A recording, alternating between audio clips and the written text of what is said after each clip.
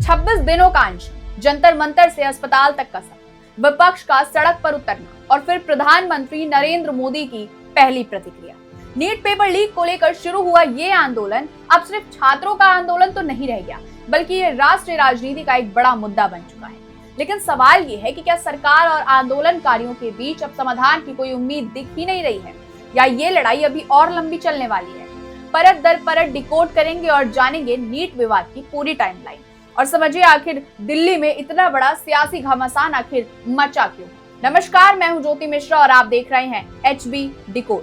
NEET paper leak मामले को लेकर जारी आंदोलन एक ऐसे मोड़ पर पहुंच गया है जहां हर दिन घटनाक्रम बदलता हुआ नजर आ रहा है। पिछले 26 दिनों से लगातार अनशन पर बैठे सोनम वांगचुक को जंतर मंतर से तबीयत बिगड़ने के बाद पहले सफदरजंग अस्पताल और फिर गुरुग्राम के निजी अस्पताल में भर्ती कराया गया। इसी दौरान सरकार और विपक्ष दोनों की सक्रियता बढ़ गई और आंदोलन का राजनीतिक स्वर भी पहले से कहीं ज्यादा तेज हो गया। लेकिन अस्पताल पहुंचने के बाद सोनम वांगचुक ने जो संदेश दिया उसने पूरे आंदोलन की दिशा को लेकर नई चर्चा छेड़ दी है। अनशन के 25वें दिन सोनम वांगचुक ने सोशल मीडिया पर एक वीडियो जारी कर कहा कि उनका करीब 11 किलो वजन कम हो चुका है, लेकिन उनका संकल्प अब भी कायम है। उन्होंने कहा कि वो अभी भी अनशन पर हैं और उन छात्रों को साहस के साथ सलाम कर जिन्होंने पुलिस कार्रवाई के बावजूद शांतिपूर्ण ढंग से अपना विरोध जारी रखा। वांगचुक ने कहा कि छात्रों पर हुई कार्रवाई देखकर उनका मन विचलित हो गया और इसी वजह से उन्होंने अपना अनशन जारी रखने का फैसला किया। हालांकि इसी संदेश में एक बड़ा संकेत भी छुपा था। वांगचुक ने बताया कि बीते कुछ दिनों में कई नेताओं और केंद्रीय मंत्रियों ने उनसे मुलाकात कर अनशन समाप्त करने की अपील की।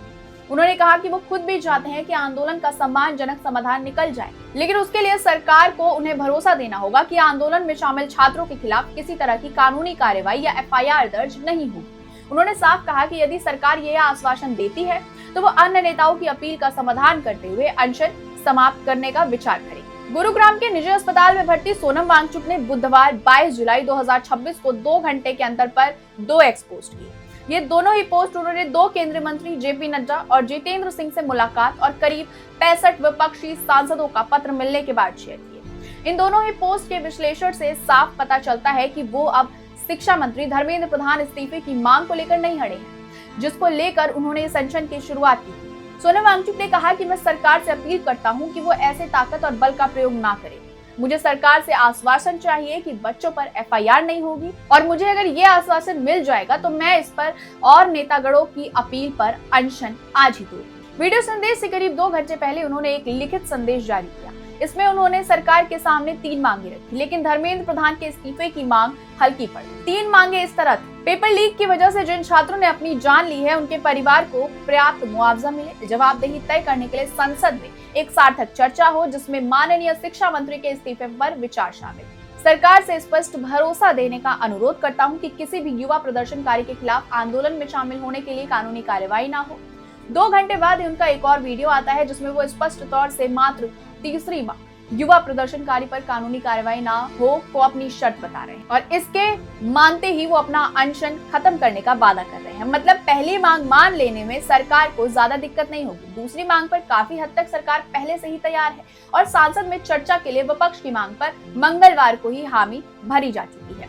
मतलब शिक्षा मंत्री धर्मेंद्र प्रधान के इस्तीफे की जो असली मांग थी उस पर सोनम वांगचुक को पहले की तरह अड़िग रहते नहीं देखा गया। वो संसद चलो अभियान से ठीक पहले भी धर्मेंद्र प्रधान के इस्तीफे की मांग से पीछे हटते दिखे। अब यहीं से आंदोलन की मांगों को लेकर नई चर्चा शुरू हुई। दरअसल जब ये आंदोलन शुरू हुआ था तब शिक्षा मंत्री धर्मेंद्र प्रधान के इस्तीफे की मांग सबसे प्रमुख, लेकिन अस्पताल से जारी हालिया संदेशों में वांगचुक का जोर 3 दूसरी ही बातों पर दिखाई दिया। उन्होंने मांग की कि पेपर लीक से प्रभावित जान देने वाले छात्रों के परिवारों को उचित मुआवजा दिया जाए, पूरे मामले पर संसद में गंभीर चर्चा हो और जवाबदेही तय की जाए, साथ ही आंदोलन में शामिल किसी छात्र के खिलाफ कानूनी कार्रवाई ना हो। इसके बाद जारी वीडियो संदेश में उन्होंने सबसे ज्यादा जोर छात्रों के खिलाफ कार्रवाई रोकने की मांग, जिससे ये चर्चा और तेज हो गई कि आंदोलन अब अपने अगले चरण में। लेकिन इस दौरान दिल्ली की राजनीति ने एक ऐसा मोड़ ले लिया जिसने पूरे आंदोलन को नई दिशा दी। 20 जुलाई को CJP के संसद चलो मार्च और उसके दौरान हुई पुलिस कार्रवाई ने इस पूरे आंदोलन को राष्ट्रीय राजनीति के केंद्र में ला खड़ा कर। जंतर मंतर से लेकर संसद मार्ग तक हुए घटनाक्रम की तस्वीरें और वीडियो सोशल मीडिया पर इतनी तेजी से वायरल हुए कि इसके बाद शिक्षा व्यवस्था, छात्रों की सुरक्षा और सरकार की जवाबदेही को लेकर बहस छिड़ गई। इस पर नया राजनीतिक विवाद तब खड़ा होता है जब नेता विपक्ष राहुल गांधी समेत कांग्रेस के दिग्गज नेताओं ने अचानक प्रधानमंत्री आवास के समीप धरना देते हैं। प्रधानमंत्री आवास के समीप धरना देने का दुस्साहस अभी तक किसी ने नहीं किया था। पीएम आवास पर कड़ी सुरक्षा रहती और किसी भी अनहोनी की आशंका से पीएम आवास के आसपास धारा 144 लगा दी जाती है। लेकिन मंगलवार को पुलिस का खुफिया तंत्र सोता रहा और 7 लोक कल्याण मार्ग पर राहुल गांधी, प्रियंका गांधी, पार्टी के राष्ट्रीय अध्यक्ष मल्लिकार्जुन खड़गे पहुंच गए। उनके साथ कांग्रेस के सभी बड़े नेता, कर्नाटक और केरल के मुख्यमंत्री और अनेक सांसद भी। ये चौंकाने वाली घटना है क्योंकि पीएम आवास अति संवेदनशील सूची में। राहुल गांधी ने अपने ट्वीट में देशवासियों से अपील की कि वो छात्रों की मांग के सपोर्ट में हो रहे इस धरने में शामिल हैं। उन्होंने ये भी कहा कि हमारा धरना तभी समाप्त होगा जब प्रधानमंत्री माफी मांगेंगे। कांग्रेस द्वारा सीजेपी के प्रति इस बदली हुई रणनीति का समय खूब सोच समझ कर चुना गया। मंगलवार को कांग्रेस अध्यक्ष मल्लिकार्जुन खड़गे का जन्मदिन था। उसे मनाने के लिए कांग्रेसी नेता उनके राजा जी मार्ग स्थित आवास पर पहुंच गए थे। वहीं पर राहुल गांधी ने सभी को धरने पर चलने के लिए कहा। कोई 500 मीटर की दूरी पर स्थित पीएम आवास के गेट के समीप वो पहुंचे और धरने पर बैठ गए। उन्होंने इंडी गठबंधन के नेताओं को भी धरना स्थल पर आने की अपील भी की। अंत में राहुल, प्रियंका और अखिलेश यादव को पुलिस ने हिरासत में ले लिया और उन्हें संसद मार्ग थाने ले जाए गए। क्षणिक तौर पर कांग्रेस की ये रणनीति भी काम कर गई और अचानक से कांग्रेस के धरने की चर्चा मेन स्ट्रीम मीडिया पर छा गई। यहाँ तक कि लोग जंतर मंतर पर चल रहे सीजेपी के धरने को भूल ही गए, जबकि सोमवार को सीजेपी के नेतृत्व में हुए आंदोलन का स्वरूप इतना व्यापक था कि सरकार का रुख आंदोलन कर रहे छात्रों के प्रति सहानुभूतिपूर्ण हो गया था। अब सरकार के समक्ष कई और चुनौतियां आ खड़ी हुई।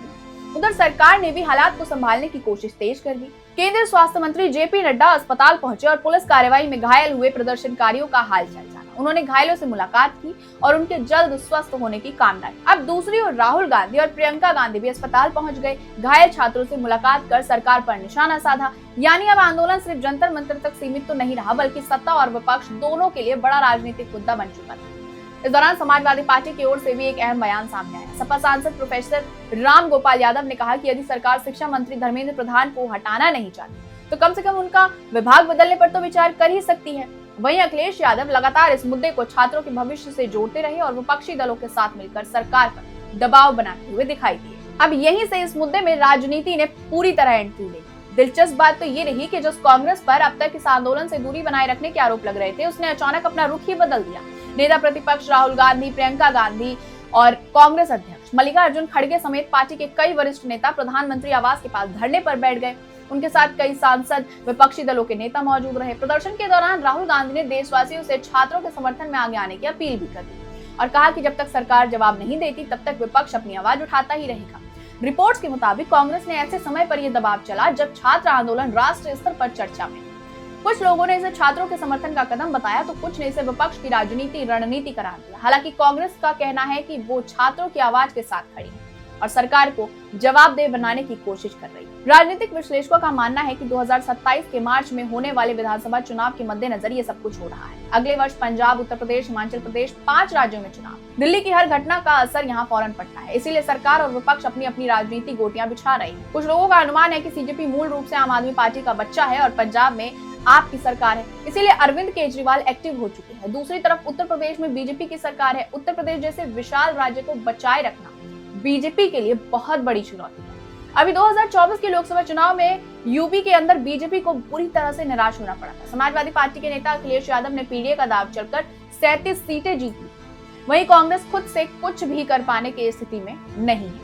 कांग्रेस को यूपी में जो 6 सीटें मिली थी वो सारे अखिलेश के साथ गठबंधन के कारण। कल के प्रदर्शन के दौरान सपा की कन्नौज से सांसद और अखिलेश यादव की पत्नी डिंपल यादव द्वारा घायलों की सेवा और हालचाल जानने की व्यापकता का भी असर हुआ। यूं भी दिल्ली के बड़े हिस्से से यूपी सटा हुआ है। सरकार की चिंता की वजह भी यही है, इसीलिए सरकार के रुख में नरमी है और मानकर चला जा रहा है कि देर सवेर सरकार नीट मामले में कोई असाधारण कदम उठाएगी। हालांकि 20 जुलाई के हिंसक प्रदर्शन और प्रशासन की हबड़ तबड़ से ये पता तो चलता ही है कि दिल्ली का प्रशासन चीजों का हल नहीं खोज पा रहा। दिल्ली देश की राजधानी, यहाँ प्रदर्शन होंगे ही, इसीलिए सरकार की ये जिम्मेदारी तो बनती है कि समस्या का समय रहते हल निकाल लिया जाए। फिर भी सरकार की सक्रियता से ये पता चल रहा है कि देर आए दुरुस्त आए। अखिलेश यादव का कहना था कि मामला नीट पेपर में हुई गड़बड़ी का है, न कि कुछ दलों का, इसीलिए उन्होंने भी इस चर्चा में भाग लेने का पूरा हक बनाया। सदन में इस बात को लेकर उनमें और केसी वेणुगोपाल में झड़प हो गई। हालांकि बाद में अखिलेश यादव ने कहा कि उनके और राहुल के बीच बेहतर तालमेल है, इसीलिए वो मंगलवार को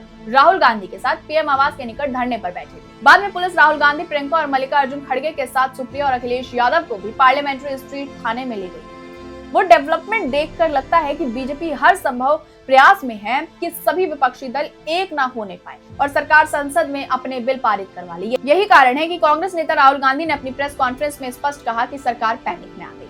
सरकार हड़बड़ी में कुछ ऐसे कदम उठा रही है जिससे उसे ही नुकसान हो रहा है। मसलन बुधवार को 11 बजे अचानक उसने 16 मेट्रो स्टेशन बंद कर दिए।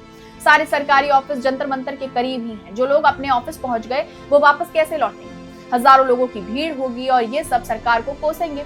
इनमें से अधिकांश सरकारी कर्मचारी हैं और उनमें महिलाओं की संख्या अच्छी खासी है। देर रात तक कनॉट प्लेस में भारी भीड़ जुटी रही। उधर देश भर में छात्रों के धरना प्रदर्शन की खबरें सामने आने लगी। कहीं बीजेपी आंदोलन के विरोध में धरना देकर बैठी तो कहीं छात्रों का धरना। मेट्रो स्टेशन बंद होने के कारण हजारों ऑफिस से लौटने वाले लोग फंस गए। ऊपर से दिल्ली पुलिस के आयुक्त हफ्ते भर पहले बदले गए थे। नए पुलिस आयुक्त ने 17 जुलाई को पदभार संभाला था। हालांकि उन्होंने खुफिया ब्यूरो का कामकाज देखा हुआ है, लेकिन दिल्ली को समझने के लिए समय तो चाहिए ही। लेकिन इस सब के बीच सबसे ज्यादा सवाल एक शख्स को लेकर उठ रहे थे और वो थे प्रधानमंत्री नरेंद्र मोदी। पेपर लीक को लेकर विपक्ष लगातार आरोप लगा रहा था कि प्रधानमंत्री मुद्दे पर चुप हैं। कई दिनों तक जारी विरोध प्रदर्शन और बढ़ते राजनीतिक दबाव के बीच आखिरकार प्रधानमंत्री नरेंद्र मोदी ने पहली बार सोशल मीडिया प्लेटफॉर्म एक्स पर अपनी प्रतिक्रिया दी। उन्होंने कहा कि देश के युवाओं का भविष्य सरकार की सर्वोच्च प्राथमिकता है। प्रधानमंत्री ने ऐलान किया कि पेपर लीक से जुड़े मामलों की सुनवाई के लिए फास्ट ट्रैक कोर्ट बनाए जाएंगे ताकि दोषियों को जल्द से जल्द सख्त सजा मिल सके।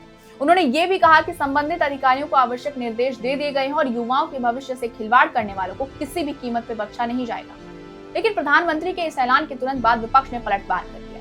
लोकसभा में नेता प्रतिपक्ष राहुल गांधी ने कहा कि सरकार अब प्रतिक्रिया दे रही है, जबकि छात्रों की मांगे लंबे समय से उठ रही थी। उन्होंने आरोप लगाया कि शिक्षा व्यवस्था को नुकसान पहुंचाने वालों पर समय रहते कार्रवाई नहीं हुई। राहुल गांधी ने दोहराया कि छात्रों की मांगे साफ है, शिक्षा मंत्री की जवाबदेही तय हो, छात्रों से माफी मांगी जाए और आंदोलन के दौरान हुई कार्रवाई की निष्पक्षता से जांच हो। अब सवाल सिर्फ इतना नहीं है कि आंदोलन कब खत्म होगा, बल्कि ये भी है कि क्या सरकार के ऐलान से छात्रों का भरोसा लौट जाएगा या ये मुद्दा आने वाले दिनों में एक बड़ा राजनीतिक संघर्ष बने। फिलहाल इस खबर में इतना ही। मिलते हैं किसी बड़ी अपडेट के साथ। तब तक के लिए बने रहिए और देखते रहिए HB डिकोड।